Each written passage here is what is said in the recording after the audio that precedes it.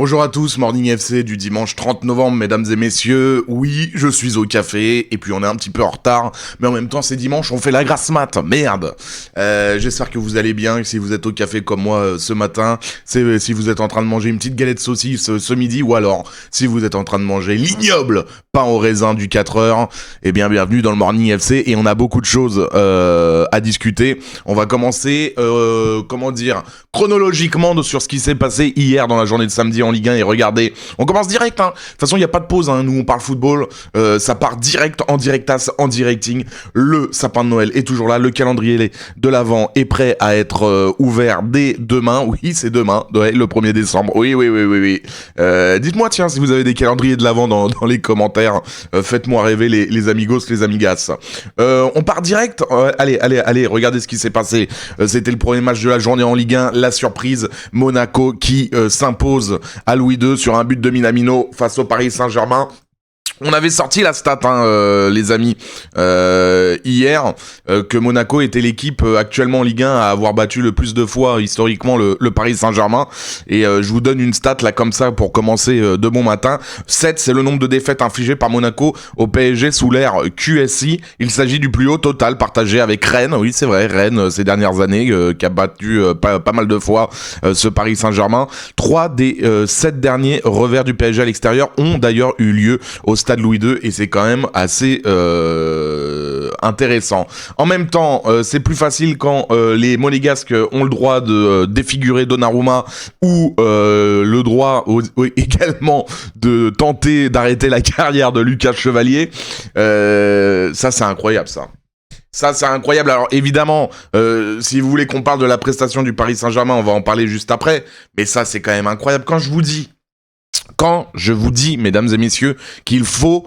c'est bon, la VAR, ça sert à rien. La VAR, on le voit dans ce match sur le tacle de Lamine Camara. Alors, le directeur sportif de Monaco a osé l'ouvrir en disant que c'était un scandale, alors que le mec a gagné le match.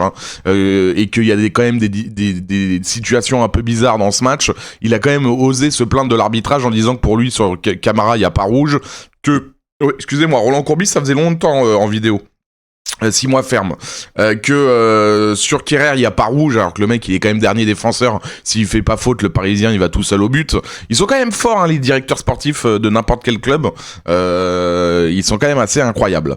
Bref, voilà, encore une fois un exemple qui nous montre que la VAR ne sert à rien. Enlevons la VAR, on va gagner de l'argent du côté de la Ligue et mettons un petit peu d'argent dans le hors-jeu semi-automatique comme en Ligue des Champions. Ça c'est binaire, ça sert à quelque chose.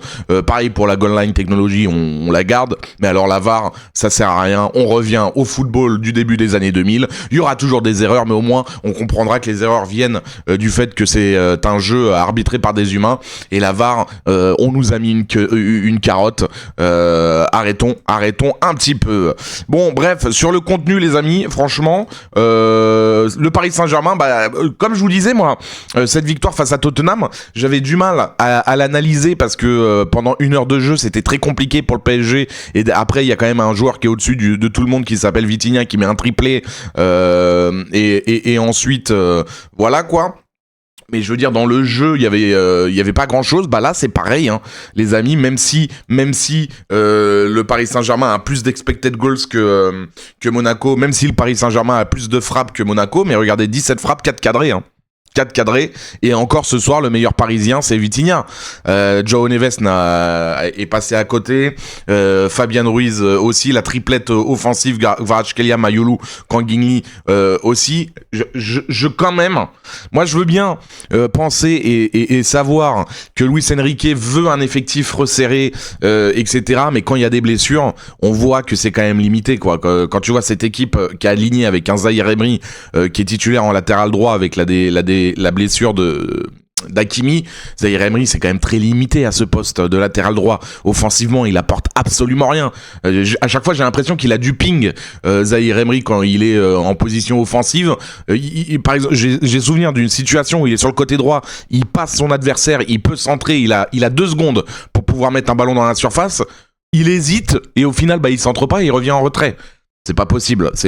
Et ensuite, Kvaratskhelia, on est quand même sur un courant alternatif.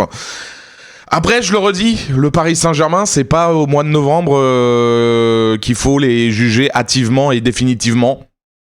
Ça va être dans 3 mois parce que j'ai pas envie de rentrer dans la boucle, dans la même boucle que l'année dernière, parce que si on se retrouve au mois de mars où ils sont leaders de Ligue 1 avec 8 points d'avance, où ils sont en quart de finale de Ligue des Champions en ayant éteint en 8e de finale un gros adversaire, etc., comme la saison dernière où ça y est, plus personne se blesse et l'équipe titulaire est là avec Nuno Mendes, avec Hakimi, avec Dembélé, avec Désiré Doué, avec tout ce que vous voulez, qui sont en forme, etc.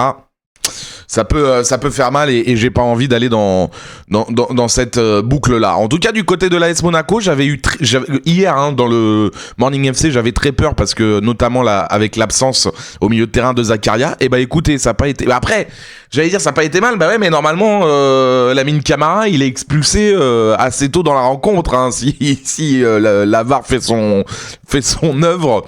Mais bon, écoutez, Salisu. Par contre, défensivement, ça a été intéressant. Défensivement, Radeki, enfin un gardien, en tout cas Radeki, enfin un match où il est décisif, parce que sur 2-3 occasions, notamment avec Vitinha, avec Kvaratskhelia et Fabian Ruiz, il est décisif. Et puis devant, Minamino qui met une super reprise là sur le but avec le centre venu de la gauche de Golovin.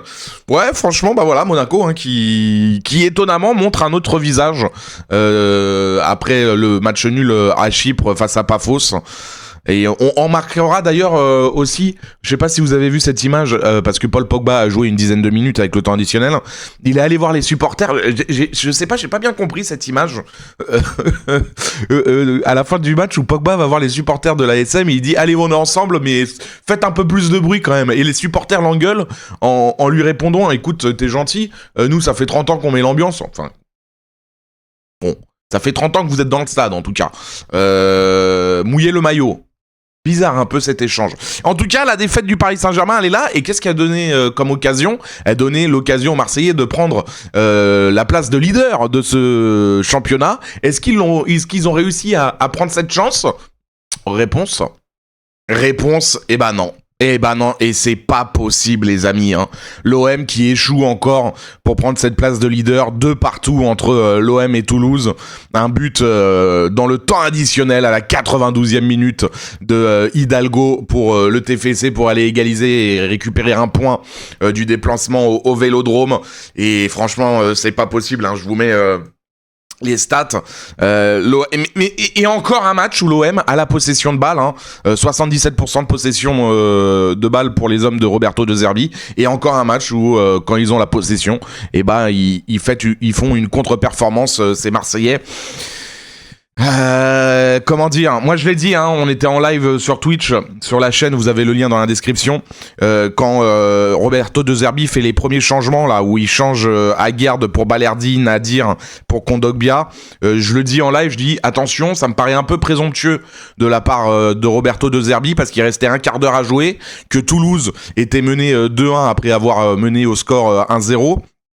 Mais Toulouse avait encore des situations, avait encore des occasions de but même pour égaliser. Et voilà, Marseille se fait punir dans le temps additionnel sur une erreur de Egan Riley qui met un ballon, il le dégage en touche alors qu'il pourrait le dégager loin devant. De toute façon, je le redis, Egan Riley, moi à chaque fois que je le vois avec le maillot de l'OM, il est toujours catastrophique. Et en plus, si vous regardez sur la situation, il y a un contact. Juste avant que Egan Riley récupère le ballon et le mette en touche de façon assez mystique, il y a Balerdi qui est au duel avec un Toulousain qui le fait tomber et ensuite il lui gueule dessus en lui mettant le visage assez près au visage toulousain. Balerdi est derrière sur le but. Kondogbia n'attaque pas son ballon, la défense marseillaise est complètement statique. Et en vrai, même avant ça, Toulouse a des occasions, même avant de se faire égaliser et avant de prendre le deuxième but marseillais, Toulouse a les situations pour faire le break. Hein. Je me rappelle, parce que Emerson, tu vois, il a 7 là dans l'équipe. Mais Emerson, il est un peu bizarre son match, parce que certes, il met le but toulousain du 1-0, mais derrière, en seconde période, il a une situation à gérer de 3 contre 1 en contre. 3 contre 1 en faveur des Toulousains et il la joue d'une façon est exécrable, ce qui conduira à même pas une occasion nette pour Toulouse, alors que t'es quand même en 3 contre 1, c'est quand même assez lunaire. Il y a le lob de Donum qui se finit sur... il arrive à lober, Rouli, il finit sur ce lob sur la barre transversale, ça revient dans les pieds d'Emerson qui frappe du genou exceptionnel, arrêté par Rouli. Donc Toulouse a eu des situations pour tuer le match et pour revenir avant cette fameuse longue touche pour revenir dans le match. Du côté marseillais, alors oui, Paixão il égalise, bien aidé par Guillaume Rest qui fait une sortie assez lunaire. Derrière, Aubameyang, encore une fois c'est lui, pour moi le vrai patron de cette équipe. Greenwood, on l'a pas beaucoup vu hier faire des différences. Aubameyang qui met un magnifique centre pour le but d'Højbjerg de la tête. Mais encore une fois, cette équipe marseillaise, quand elle a le ballon, pour moi, on voit tous ses défauts zoomés, c'est-à-dire une défense très friable et une attaque très peu inspirée quand elle a le ballon. Je trouve cette équipe bien plus dangereuse quand elle laisse le ballon à l'adversaire et quand elle peut récupérer le ballon haut sur le terrain et aller vite vers l'avant en transition rapide. Pour moi, c'est là où l'OM est le plus dangereux et où l'OM pourrait s'appuyer pour gagner des titres cette saison. On peut se poser la question aussi sur la composition de départ. Pourquoi on n'a pas vu Vermeuren titulaire et on l'a même pas vu une seule minute alors qu'il est quand même en train de monter en puissance match après match. Là, il joue même pas une minute alors que Angel Gomez fait un match exécrable. Bon, Aguerd est pas bon hier, mais bon, il revient de blessure, etc. Est-ce que... mais bon, il se fait avoir quand même sur le but de Emerson du 1-0. Bon, Marseille, les amis, c'est pas la première fois que lorsque les Olympiens ont l'occasion de prendre des points à leur adversaire, c'est pas la première fois qu'il n'y arrive pas et qu'il craque. En tout cas, regardez, il y a une petite stat qui trompe pas, la fameuse stat Opta. Marseille qui a encaissé 4 de ses 14 buts en Ligue 1 cette saison à la 90e minute, donc dans le temps additionnel. Seul Lorient, avec 5 buts, en a concédé davantage dans la dernière minute de jeu. Est-ce que ça veut dire quelque chose ?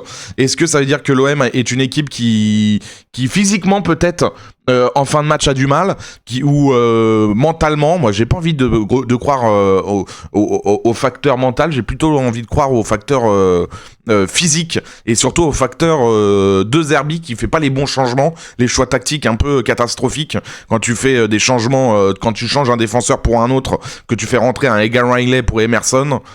Bon, voilà. En tout cas, Marseille ne profite pas de la défaite du PSG et ça, c'est embêtant. Et il y avait un match à 19h, c'était ce fameux Paris FC face à Auxerre, et mesdames et messieurs, Auxerre n'a pas perdu, mais Auxerre ne gagne toujours pas. Un partout entre le Paris FC et la J Auxerre dans un match quelconque.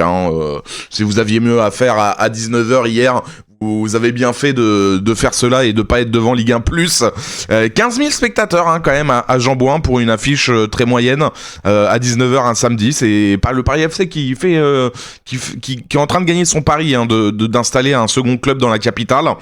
Vous voyez, en vrai le match nul est plutôt excusez-moi, est plutôt mérité. On voit 11 tirs de chaque côté, 2 tirs cadrés à 3 en faveur d'Auxerre, les expected goals un peu plus pour le Paris FC parce qu'il y a eu ce penalty, but de Kebal sur penalty, alors que l'égalisation est venue en première mi-temps du côté de Diomandé avec une passe décisive de Sinayoko. Bon voilà. Attention, Auxerre, c'est toujours lanterne rouge de Ligue 1. Ça gagne encore pas. Va falloir commencer à se poser des questions. Alors que le Paris FC, on va aller voir le classement. Regardez, le Paris FC est 12e dans le ventre mou, 15 points. Le Paris FC, je vais pas vous mentir, je pense que ça va aller chercher des gros renforts cet hiver. Et donc c'est un peu le but avant la trêve hivernale pour le Paris FC, c'est d'être dans cette zone là, tu vois, en 10e position. Au final, ils sont qu'à 2 points de Toulouse, de Nice. Vous voyez ce que je veux dire, quoi. Et ils ont 4 points d'avance sur Lorient qui va jouer aujourd'hui, évidemment. Les amis, on va parler de la Coupe de France parce que je sais que ça va peut-être intéresser des gens derrière vos écrans. pour vous donner 2-3 résultats, Sochaux qui a mis 6-0 à Sarre-Union, une régionale 1, Sochaux qui se qualifie, Torcy qui menait 1-0 face à Reims, mais Reims qui s'en sort 5-1, Amiens qui se qualifie aussi face à Reims, Sainte-Anne 4-0. Il y a une surprise, c'est la qualification de Biesheim, une nationale 2 qui renverse le Red Star au tir au but. Le Canet-Roussillon, une nationale 3 qui élimine Rodez. Le Canet-Roussillon, ils sont toujours là dans les Coupes de France à faire leur petit bout de chemin. Bastia, les amis, qui galère à sortir Saint-Malo, une nationale 2 qui se qualifie au tir au but. Qu'est-ce qu'on a d'autre? On a, il y a ce fameux résultat, Saint-Etienne qui met 11-1 à Écoté Moigne, je sais pas comment on dit, une régionale 3. Alors ça, c'est la belle image. Si vous avez pas vu ça, allez voir le but de cette régionale 3. C'est un super coup franc. Et ensuite, parce que je crois que c'est une équipe dans la région de Saint-Etienne et tous les joueurs étaient supporters de Saint-Etienne, enfin le sont toujours.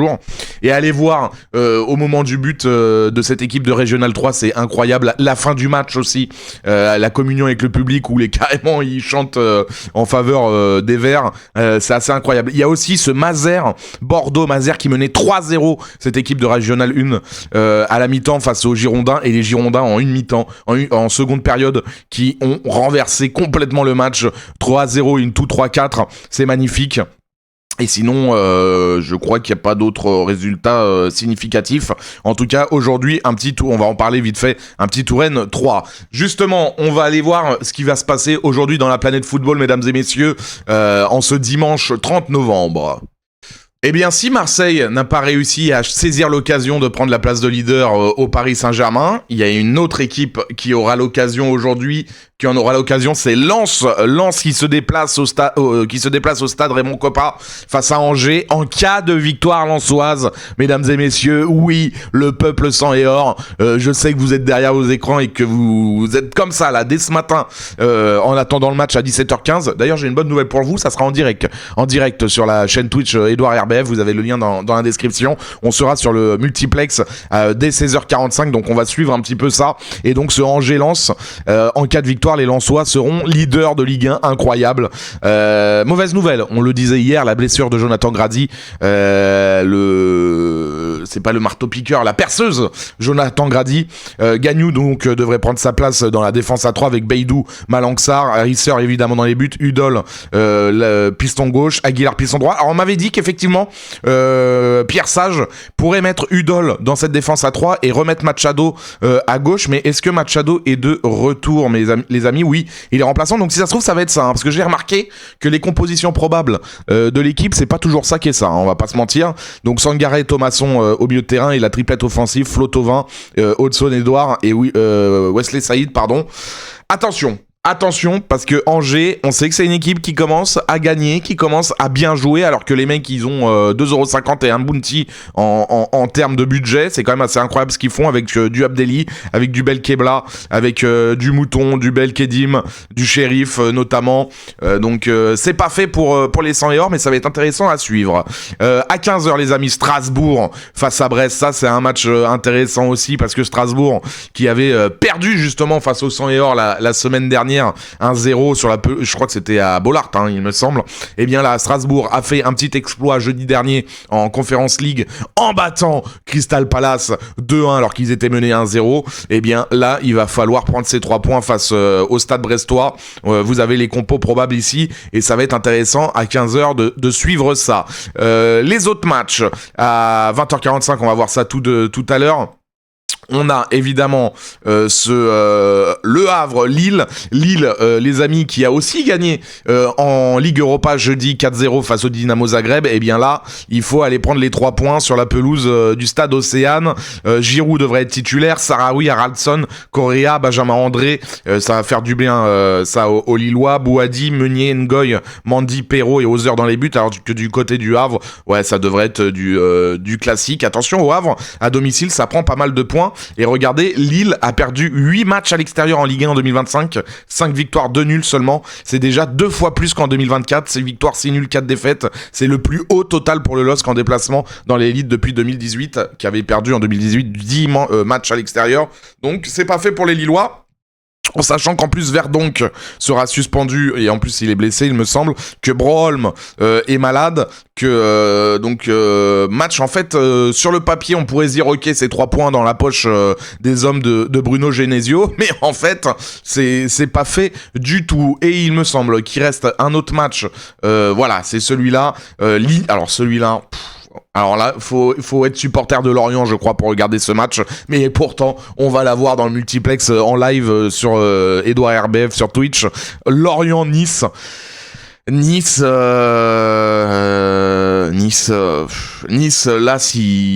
je vous le dis, hein, si Nice, ça perd sur la pelouse du Moustoir face au Merlu, faut plier boutique, hein, je sais pas, faut faire un truc, faut raser le club, faut raser l'Alliance Riviera, je sais pas, hein, faut les envoyer en Serie A, je sais pas, mais là c'est victoire obligatoire pour l'OGC Nice et j'ai un très mauvais pressentiment les amis, parce que je vais vous donner mes pronostics là.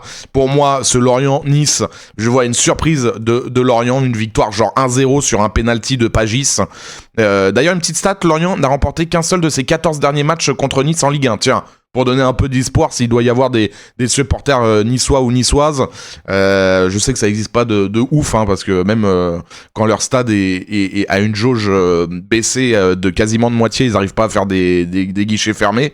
Le Havre-Lille, bah vous savez quoi, je vois quand même une victoire de Lille, mais serré, hein, genre 1-0 ou 2-1 pour Lille. Derrière, pour Strasbourg-Brest, je vois une victoire de Strasbourg 3-1, genre, avec un doublé de Panicelli. Le Angers-Lens, ça va être, pour moi, je vois une victoire. Pour moi, Lens est leader ce soir de Ligue 1. Mais ça va être très dur et je pense qu'on va avoir un très beau match, genre un truc 3-2.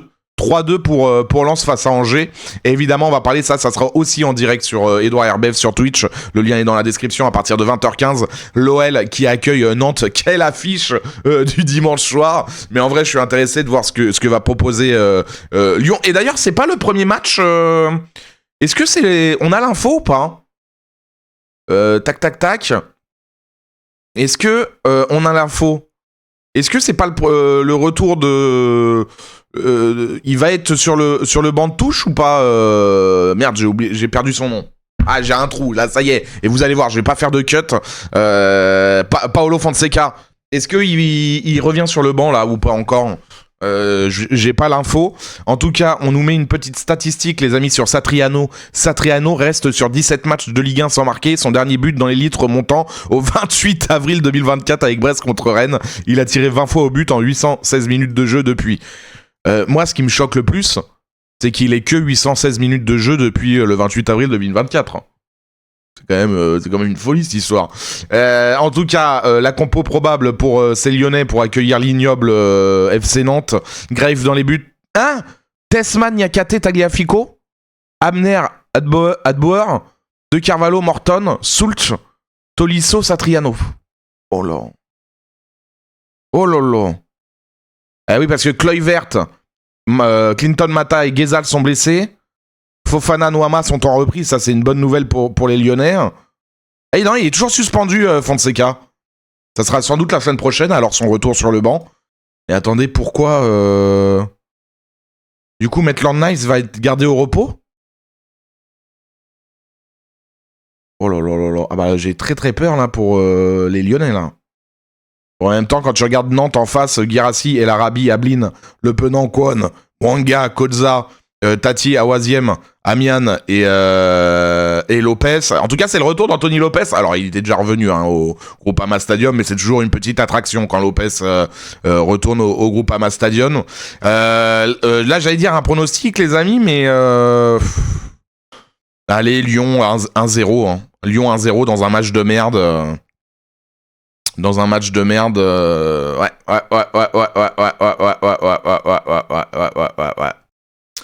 Les amis, avant de parler de ce qui va se passer aujourd'hui dans les autres championnats, je voulais vous parler de ce seul match de Coupe de France, 8e tour, aujourd'hui à 16h, entre le UF Touraine, club de National 3, et 3, club de Ligue 2, les Stacks, parce que vous vous rappelez, l'année dernière, il y avait eu cet imbroglio avec ce 32e de finale face à Lorient annulé et précédant la disparition du Tour FC. Et ben justement, on nous dit dans les colonnes de l'équipe que ce UF Touraine, l'Union Foot Touraine, veut redorer le blason du football local. La réception de 3 en Coupe de France s'insère dans ce processus. L'UF Touraine qui veut devenir après avec la disparition de ce club mythique du Tour FC qui a vu passer dans ses rangs notamment Omar Da Fonseca, mais aussi Olivier Giroud pour ne citer que l'UF Touraine, donc qui veut vraiment devenir et reprendre le flambeau.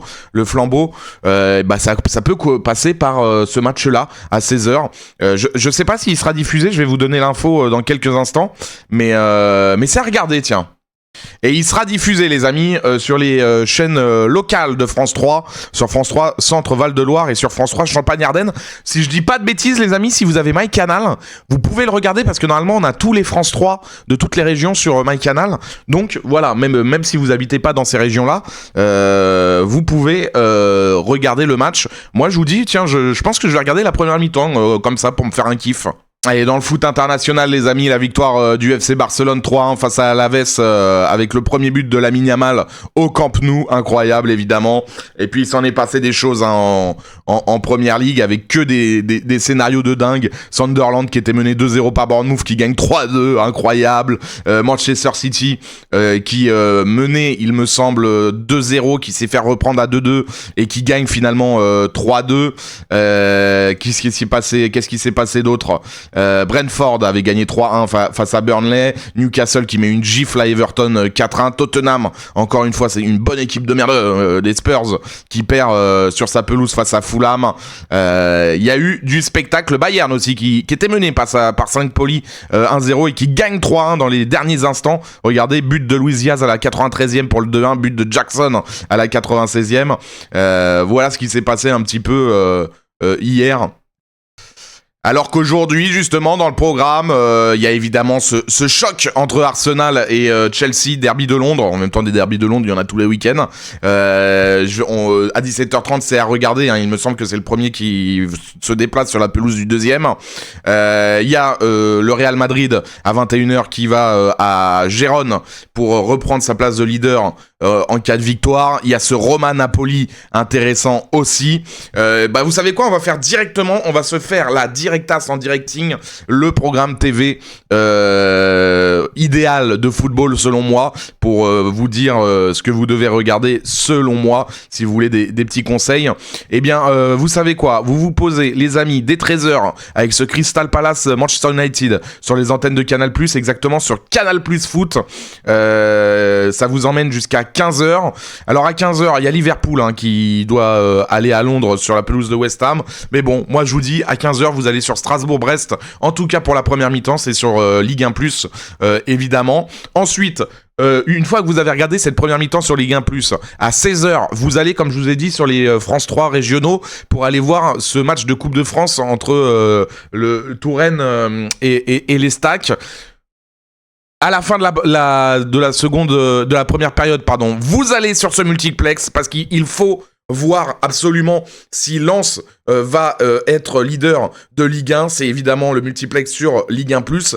Et en même temps, donc ça, en plus, vous pouvez venir en fait sur le live Twitch, le lien est dans la description pour suivre le multiplex. Et à 17h30, paf, vous allez sur Canal+ Foot. Pour suivre Chelsea-Arsenal, le choc en Première Ligue. Ça va vous accompagner jusqu'à 19h30 et ensuite, ce soir, là, il y a du choix. Il y a un choix monstrueux. Vous savez quoi ? Vous venez sur le live pour suivre Lyon-Nantes, pour voir ce que font les Lyonnais et être au courant, en tout cas de façon audio, de ce qui se passe à Dessines. Et puis là, après, vous avez le choix. Moi, je me mettrais sur DAZN pour le Roma-Napoli, parce que j'ai envie de voir si le club de la Louve continue de gagner et pourquoi pas aller chercher un titre en fin de champion. Ça passe par des victoires face à cette équipe napolitaine et le Gérone Real Madrid. Pour voir Mbappé, c'est sur beIN Sport, pourquoi pas. Voilà, c'était le Morning FC, les amis, de ce dimanche 30 novembre. On se retrouve, nous, demain pour le Morning FC de lundi matin. Et puis sinon, on se retrouve en live aujourd'hui dès 16h45 sur la chaîne Twitch. Le lien est en description. Et je vous souhaite sinon une bonne journée, une bonne matinée, une bonne journée, une bonne soirée, je ne sais pas. N'hésitez pas à balancer les likes, à commenter la vidéo, évidemment, à vous abonner, à partager à vos amis et à vos amigos, à vos amigas. Je vous fais des bisous. C'était le Morning FC et j'étais au café. Et vive le football.